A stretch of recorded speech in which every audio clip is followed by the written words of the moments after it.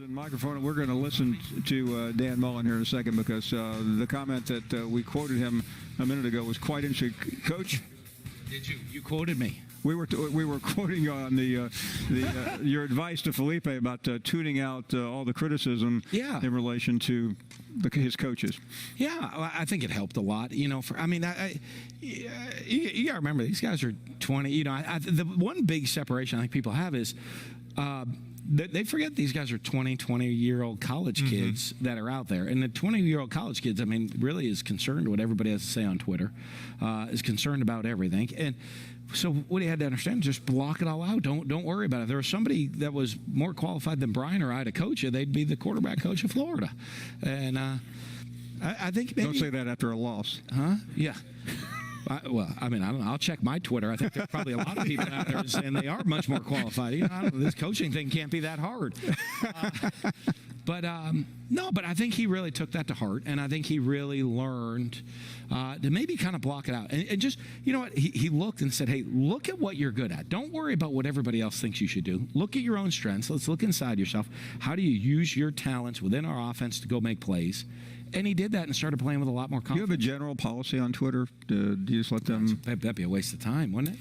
Probably. I mean, the first thing you come after games, guys are on their phones everywhere, doing everything. So, because you probably have to enforce it. And I wouldn't want to. I'd be spending my whole time instead of coaching football enforcing Twitter rules. So, but I don't know. I think I think for the guys, I think worry about what's important, and we constantly always worry about. If you can worry just about what's important, you're going to have a lot more success. You mentioned Felipe understanding what he could do to contribute offensively, and I've used your quote a lot. When you first came in, you said, "I don't need a quarterback that is an adept runner. I need somebody that's a willing runner." At what point in time did he figure out last year that he could affect the game in the run game in addition to the pass? I think it was later in the year. I think it was the South Carolina game. I think he kind of played angry, and he started running, and all of a sudden running people over and having success, and that opened other things up within the offense. And he said, "Wow, this is helpful," and it is. You know, if they're gonna give it to you, take it. Yeah. You can't go broke taking a profit, right? I mean, it's not going to happen. And so if they're going to walk everybody out of the box and you can run. If we're going to run a zone read and everybody tackles the back and you can just run down the sideline, why wouldn't you do that? And hey, on 3rd and 1, if I need you to run the ball every once in a while to get a first down, I bet if you went to Tom Brady and said, hey, 4th and 1, if you run the ball, you're going to win the Super Bowl, but you have got to drop your pads and run that ball. It's the only way you're going to win the Super Bowl on 4th and 1. I'm going to bet Tom Brady's going to lower that pad and go run somebody over. And so I think once he figured some of those things out of how beneficial it can be for him and how it opens up the offense and how it leads to success, it made life easier for him. Most football seasons and most summers are pretty predictable. You get here, you may have another couple of days off, but your season starts tomorrow or something. It seems like we're looking at the calendar, and what's funny is you go back-to-back years. As you kind of like get, and the administrative guys say, when are we doing this? Just a general outline on the calendar. I looked at it. Our first game's August 24th this year. Next year, our first game's September 5th. And so that, the schedules, but we do playing that August 24th kickoff. One, it's when it was presented to me, I mean, it's a great honor to get to play the opening weekend, and really the kickoff game of the 150th anniversary of college football.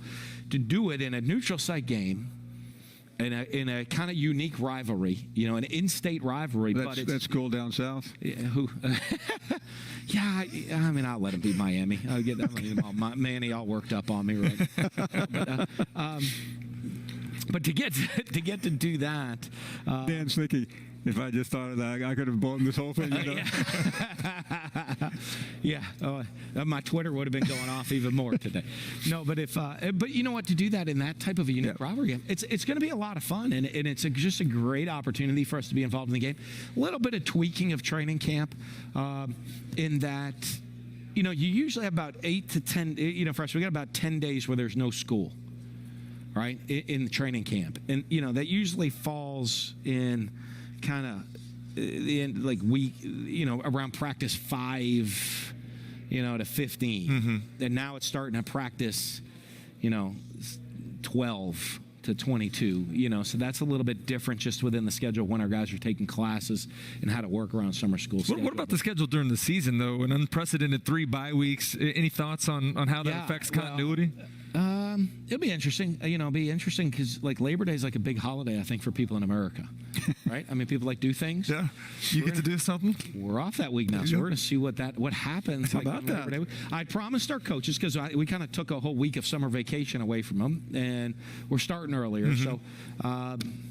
We're going to give the players and coaches some time off, to get away and be able to go do something and get back for the UT Martin game. The question is how much I can relax knowing we have a game coming up. Yeah.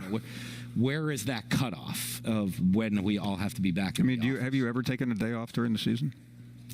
Yeah, I take bye weeks off. Okay. Take a bye week Saturday off. I try to if I can. If there's what does taking it off mean? What do you do? You I get get away up. from I football get a great completely? workout in the morning. Yeah. I've seen you two work out. Yeah. I try to get a great workout in the morning. Then I usually try to hit some sort of a spa appointment late morning. A spa appointment. Yeah. I love, we'll relax.